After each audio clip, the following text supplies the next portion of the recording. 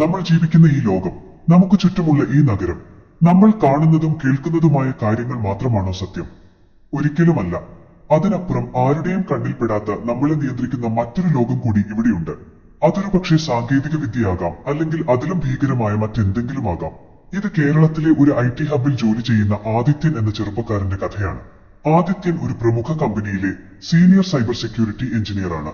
സാങ്കേതിക വിദ്യയുടെ ആഴങ്ങളിലേക്ക് ഇറങ്ങിച്ചെല്ലാൻ ഇഷ്ടപ്പെടുന്നവൻ.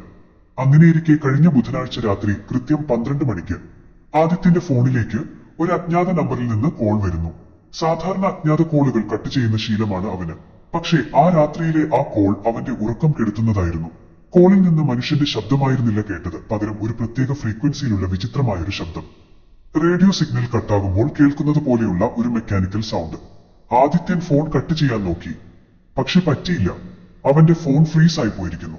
5 സെക്കൻഡിന് ശേഷം ആ ഫോൺ സ്ക്രീനിൽ ഒരു GPS ലൊക്കേഷൻ തെളിഞ്ഞു വന്നു. നമ്മുടെ നഗരത്തിന്റെ നടുവിലുള്ള വർഷങ്ങളായി പൂട്ടിക്കിടക്കുന്ന ഉപേക്ഷിക്കപ്പെട്ട ഒരു പഴയ ഫാക്ടറിയുടെ ലൊക്കേഷൻ. ആദിത്യന് ആകാംക്ഷ അടക്കാനായില്ല.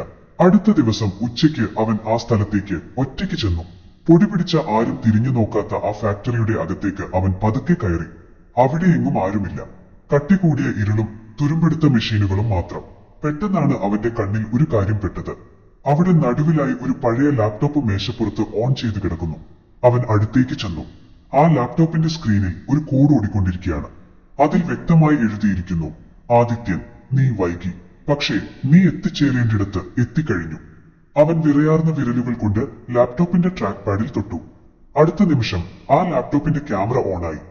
സ്ക്രീനിൽ കാണുന്നത് തൊട്ടുമുന്നിൽ നിൽക്കുന്ന ആ പഴയ ഫാക്ടറിയുടെ പുറംകാഴ്ചയല്ല, മറിച്ച് ആദിത്യൻ ഇപ്പോൾ നിൽക്കുന്ന അതേ മുറിയുടെ തത്സമയ ദൃശ്യമാണ്.